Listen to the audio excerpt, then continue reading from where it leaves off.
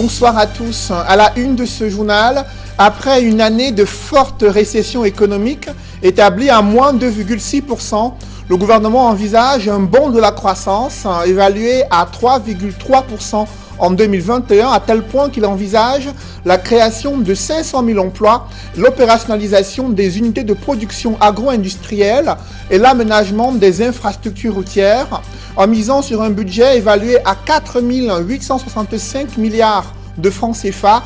La politique budgétaire, les orientations fixées pour l'année 2021 et les objectifs escomptés sont-ils à la hauteur des attentes? Seront-ils exécutés dans les délais impartis? Élément de réponse dans un dossier consacré à l'examen du budget sur la table des députés et des sénateurs. Nous en parlerons au cœur de ce journal. Et des chercheurs camerounais sont en colère. Ils déplorent la non-actualisation de leur statut depuis de nombreuses années. Ils peinent à avoir des moyens et des conditions de travail optimales pour permettre à leurs travaux de recherche d'améliorer les conditions de vie des Camerounais. Vous les écouterez exprimer leur ras-le-bol dans ce journal.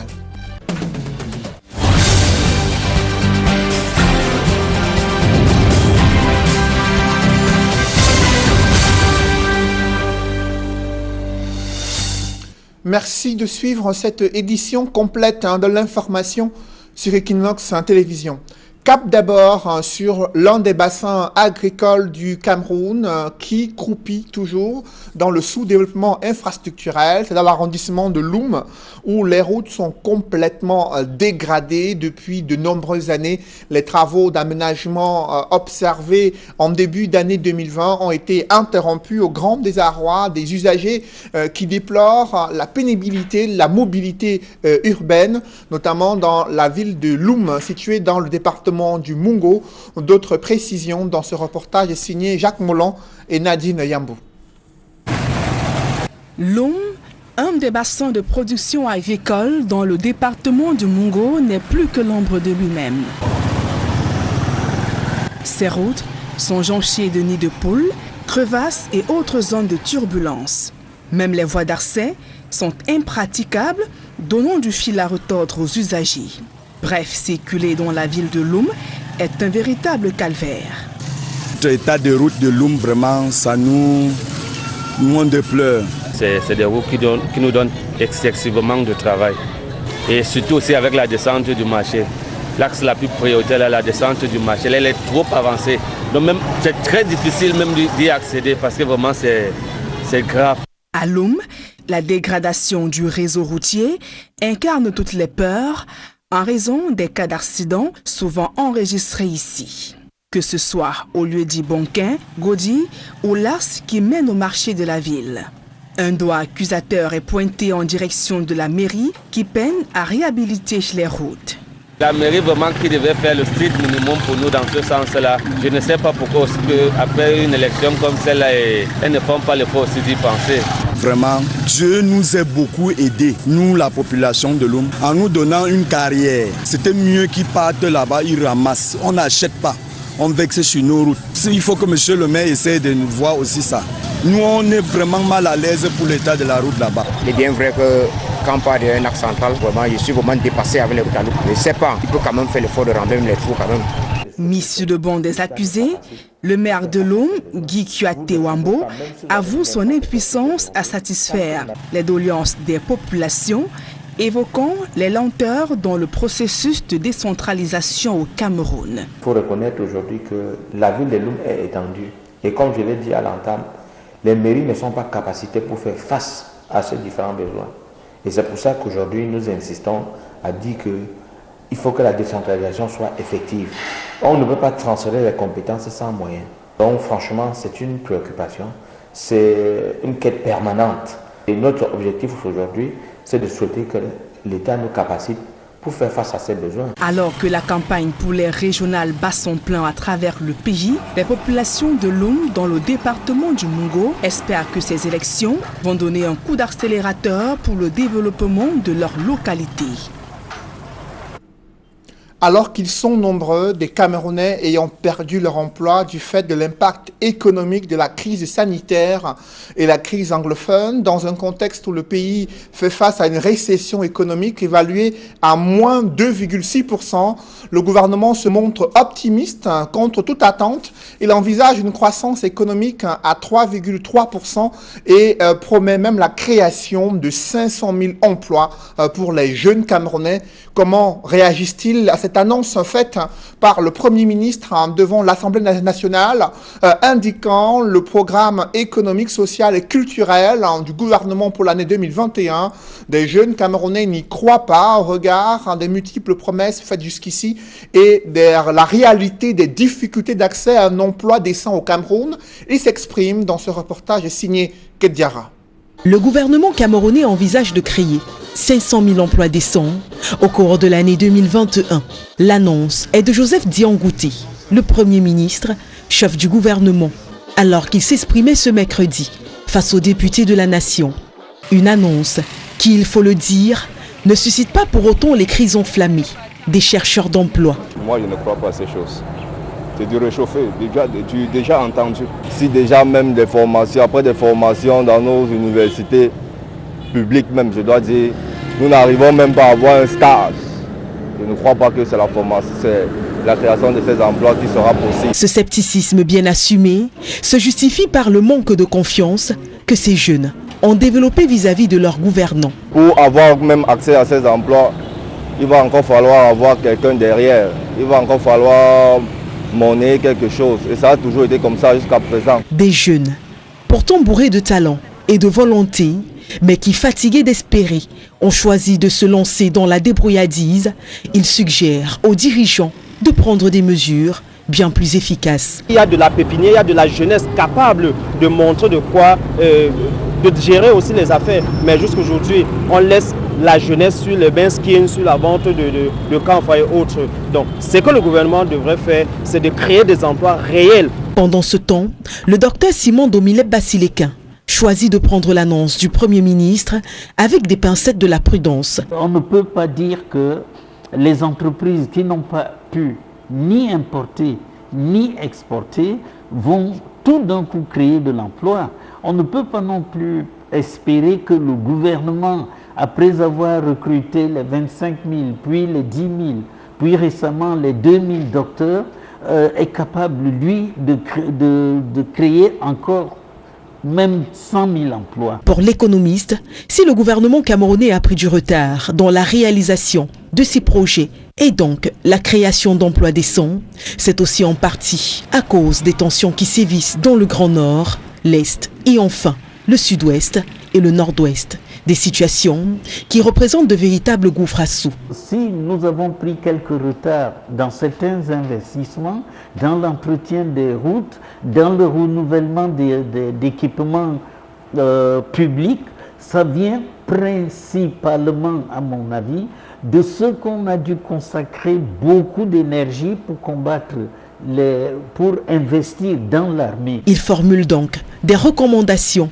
pour permettre au gouvernement camerounais d'adoucir le quotidien de ses citoyens. Ce que le gouvernement peut faire, c'est par exemple accorder des remises d'impôts, des rabais d'impôts, afin que les entreprises ayant davantage de liquidités puissent créer des emplois nouveaux.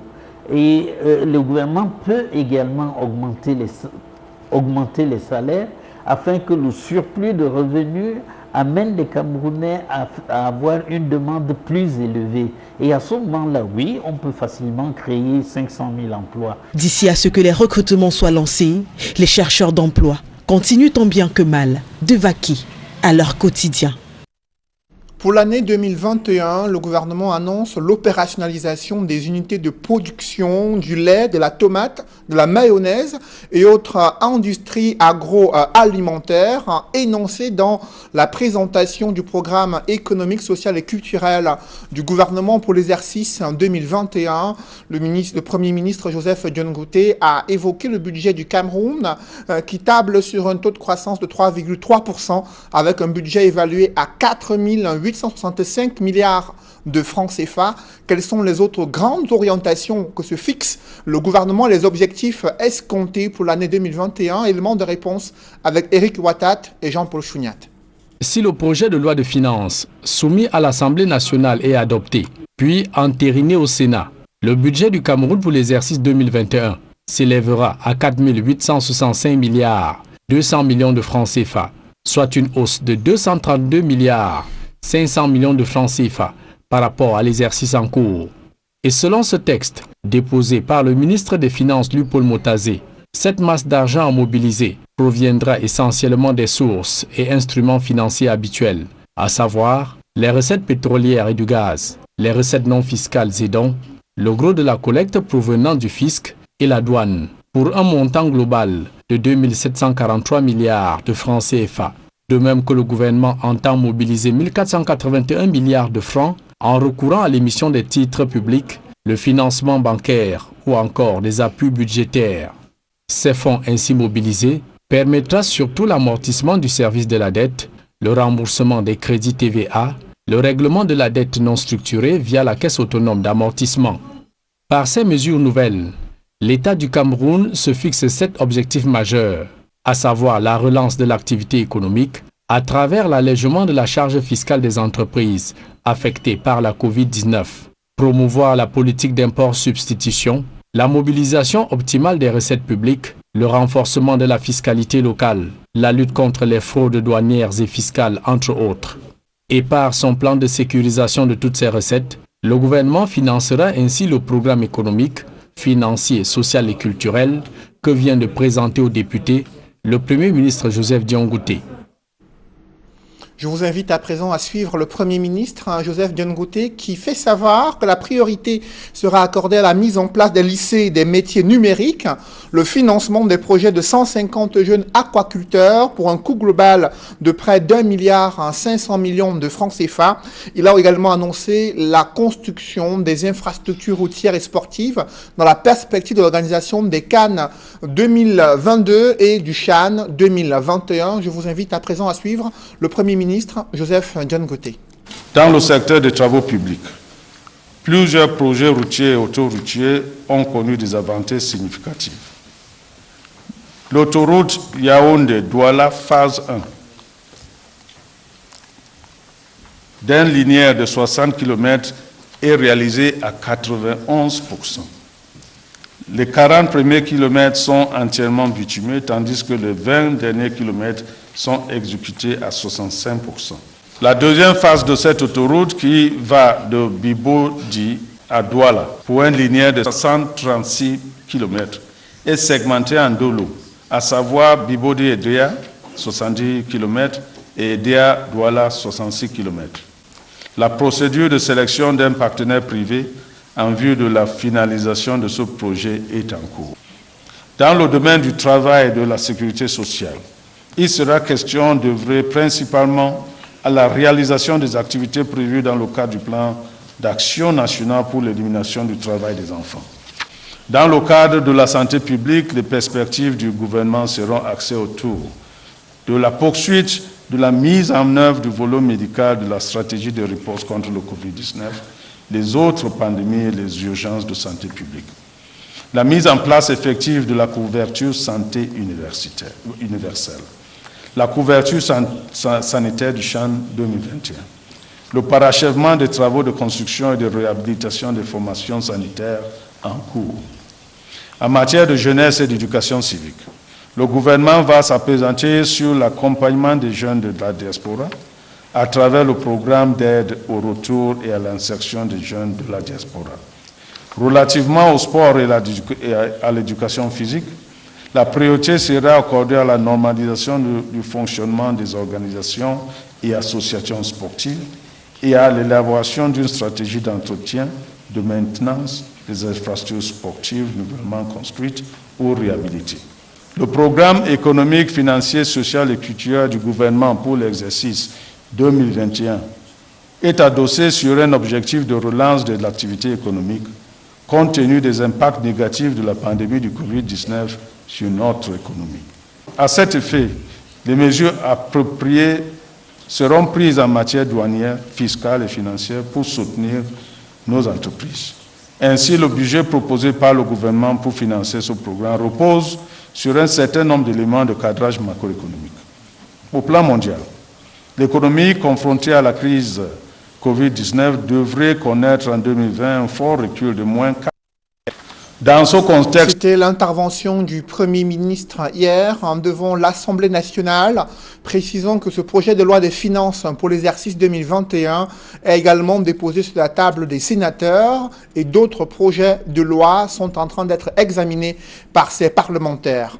Et toujours à Yaoundé, un conseil de cabinet s'est tenu ce jour et au terme des différentes présentations faites par les ministres, le chef du gouvernement a prescrit l'accélération des procédures visant la mise en œuvre d'une véritable filière industrielle pour renforcer la capacité du Cameroun à disposer d'une industrie pharmaceutique pour faire face à la crise sanitaire, également améliorer la mise en œuvre des projets infrastructurels au Cameroun.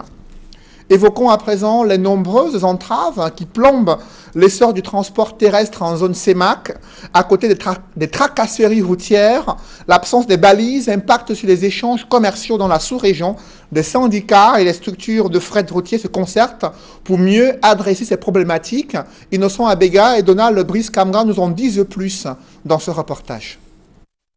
C'était une rencontre statutaire, mais le bureau de gestion du fret terrestre pour le Cameroun et le bureau d'affrètement routier centrafricain pour la RCA se retrouvent dans un contexte d'agonie du transport sur les corridors Douala-Bangui, Douala-Djamena. Depuis un certain temps, le transporteur, qu'il soit camerounais ou centrafricain, tchadien, n'arrive pas à répondre à ce qu'on attend de lui. Pourquoi? Parce que le prix qu'on lui donne ne peut pas le faire avancer. Les prix, ils sont à l'origine des inquiétudes des transporteurs camerounais, centrafricains et tchadiens. Les bureaux de gestion des fret sont en accord avec les syndicats.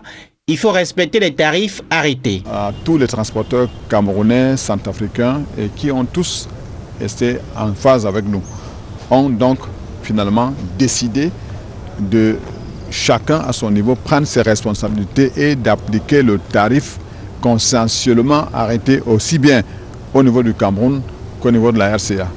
Donc ce tarif consensuellement arrêté a quand même une date butoir. On a dit qu'à partir du 1er janvier 2021, il faudrait que tout le monde soit arrimé à ce nouvel environnement économique. Les prix planchers, ce sont 3 350 000 francs CFA pour la RCA et 3 300 000 pour N'Djamena au Tchad. Autre préoccupation, le défaut de balises sur les corridors. Il est à l'origine des longues attentes et des pertes financières dans le secteur. Après le chargement, les transporteurs, les véhicules peuvent être immobilisés une dizaine de jours en attente de la disponibilité des balises. Pour résoudre la question des balises, les bureaux de gestion des fret envisagent la mise en place d'un GPS routier pour réduire délais et coûts. Autre résolution, la conjugaison des efforts pour sécuriser les lettres de camions et assurer les paiements en ligne. Les chercheurs camerounais dénoncent leurs mauvaises conditions de travail, lesquelles s'aggravent en raison du statut obsolète du chercheur au Cameroun. Il date d'une quarantaine d'années, malgré leurs multiples appels, il n'a pas été toiletté. Du coup, ils déplorent cette situation et appellent à la révision de leur statut, la révision du départ de l'âge de départ à la retraite et ainsi que l'augmentation du budget dédié à la recherche au Cameroun afin qu'il contribue à l'émergence socio-économique du pays. Le syndicat des chercheurs s'est exprimé dans ce reportage signé Emmanuel Diop et Marcelin Gansop. Régi par un statut qui date de plus de 40 ans, les chercheurs camerounais s'estiment lésés. Ça fait plus de 20 ans que les chercheurs pleurent, que les chercheurs disent au gouvernement que nous pouvons porter le développement. Et on ne comprend pas. Le chef de l'État a créé un compte spécial de modernisation de la recherche en 2009, mais que le chercheur qui exerce à titre principal les missions de recherche et de développement soit totalement exclu de ce compte-là. Les questions de développement font partie de l'ADN des chercheurs, mais ils se retrouvent un peu dans un environnement où ils sont tellement frustrés parce que l'État ne les accompagne pas suffisamment au niveau du financement de la recherche. Cette frustration est d'autant plus grande que le financement alloué à la recherche est presque insignifiant comparativement à ce qui se fait ailleurs. Nous voyons un peu comment le Maroc, l'Égypte essaient un peu de mettre l'accent sur le financement de la recherche en augmentant le produit intérieur brut. Et on voit ce que ça a comme impact dans le monde globalement. Quand on parle de la proportion du PIB, on se rend compte que dans la période de 2000-2015, cette proportion est quittée de 1,5 à 1,7%.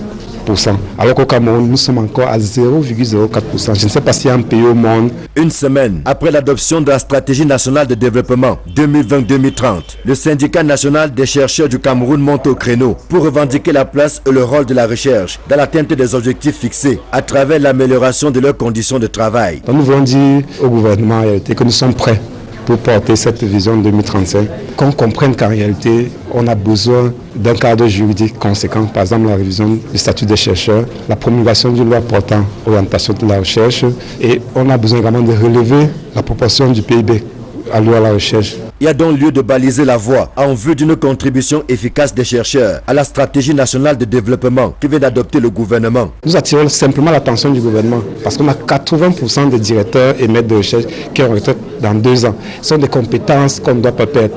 Il n'y a qu'au Cameroun qu'on a les maîtres et directeurs de recherche qui vont à la retraite à 55 ans. Dans le monde entier, on sait que c'est entre 65 et 70 ans.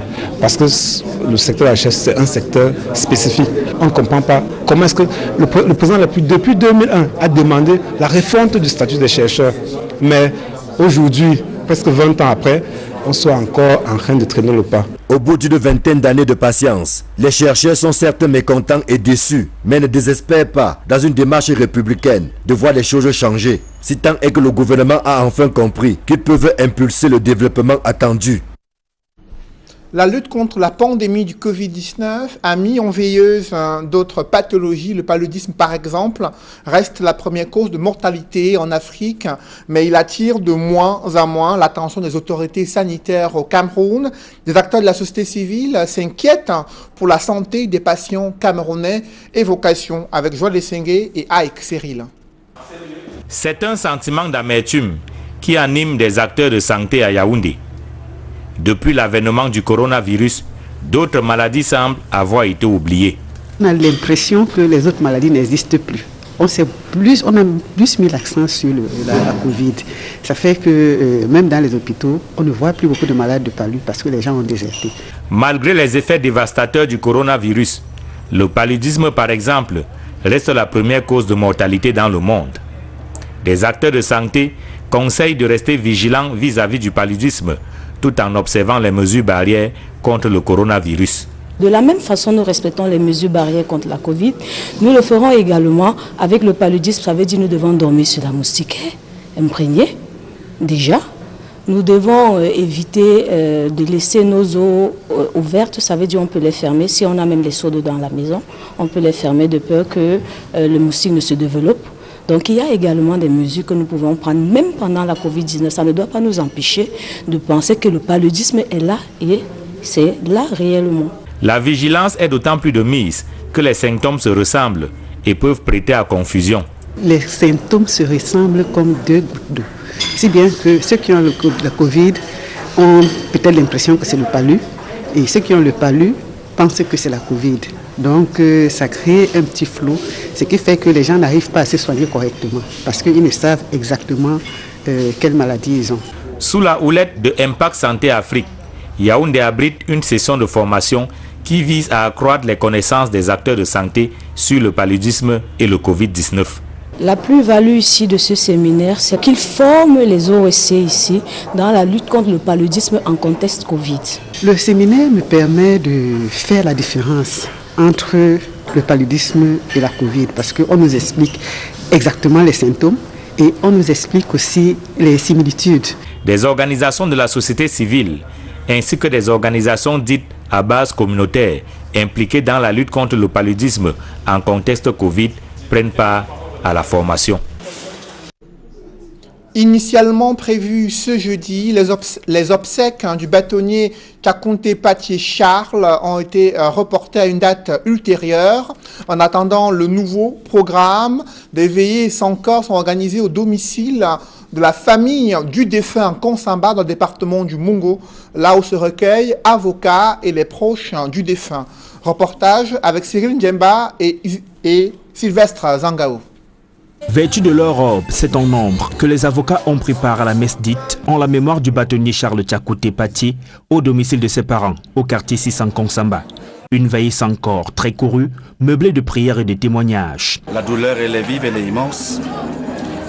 Aujourd'hui, nous lui rendons l'hommage mérité parce que le bâtonnier, l'avocat et le père que Maître Charles Tchakouté était nous manquent. Un homme qui savait se battre pour ses frères et pour ses confrères. Un homme qui était au four et au moulin toutes les fois que la défense était touchée. Comme des enfants qui se souviennent de leur père, prompts à voler à leur secours, quelles que soient les difficultés, les avocats se lamentent du départ de leur bâtonnier, surtout en ces temps où beaucoup d'entre eux traversent des moments difficiles. Tant qu'un avocat était en difficulté, comme tu aimais dire, tu perdais le sommeil. Hélas, depuis que tu es mort, on se rend bien compte que tu n'es plus là.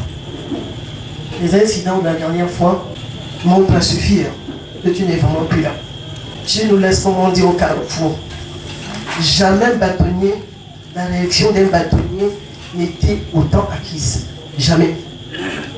Parce que je le dis, et dans la fuite d'un bâtonnier. Initialement prévu le week-end prochain, les obsèques du bâtonnier Maître Charles Tchakouté Patié ont été reportées à une date ultérieure.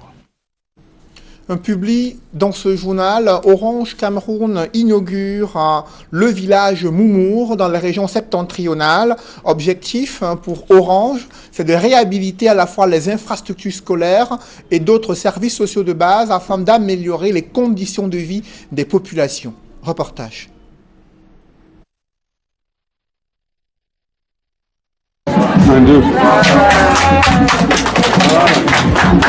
La Fondation Orange Cameroun inaugure son 6e village Orange de Moumour à Maroua, dans la région de l'extrême nord. Les travaux du projet Village 2020 sur le site de Moumour ont consisté en la réhabilitation complète de l'école publique de cette localité. Un geste salué par les jeunes apprenants et le corps enseignant. Les salles de classe les murs étaient fendiers et les enfants se communiquaient à travers le mur. Maintenant, nous sommes vraiment dans des beaux bâtiments avec des tables bancs aussi en bois rouge et certains enfants s'asseyent à même le sol. Je crois que je suis très reconnaissant envers la Fondation Orange Cameroun. Ainsi, 6 salles de classe ont été rénovées. La transformation de l'ancien centre de santé en domicile d'astreinte, la construction de 2 blocs de 6 latrines à l'école. Orange a vraiment arrangé du bas en haut partout quoi. Et nous disons merci à la Fondation Orange. Déjà présente dans 6 régions, le programme Village Orange compte s'étendre à travers l'ensemble du pays. Leur objectif, c'est de permettre aux communautés d'avoir accès aux piliers de base de développement, notamment l'éducation, la santé et l'eau potable. Nous avons un plan d'action qui va se déployer à partir du mois de janvier. Mais pour ce qui est du projet Village en particulier, nous en avons déjà mené cet exercice dans 6 différentes régions. Il nous en reste 4. Et nous allons procéder bien sûr à l'inauguration d'au moins un projet Village au cours de l'année 2021. Nous allons aussi continuer à déployer nombreux autres projets dans le domaine de l'accès au numérique, dans le domaine de la santé maternelle et infantile.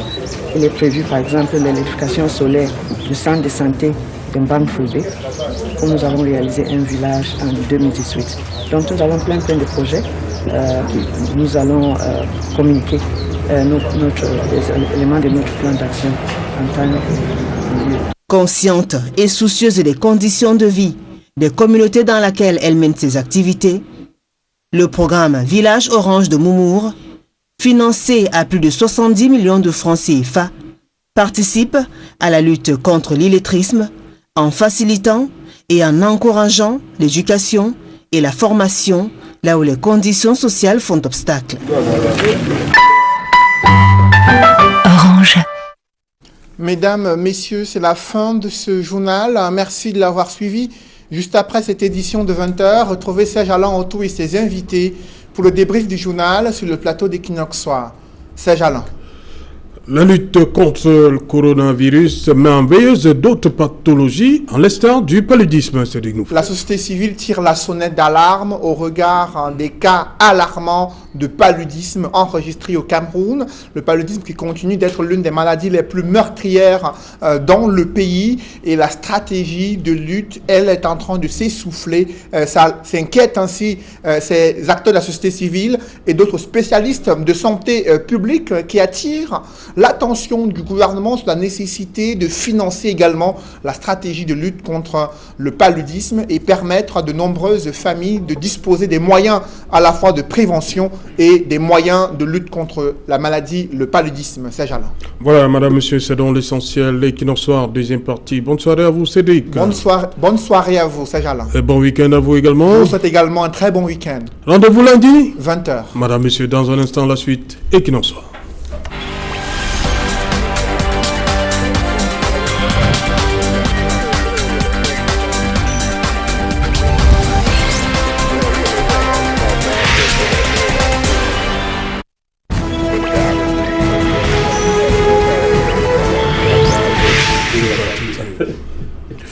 Retour sur le plateau Equinox Soir, deuxième partie.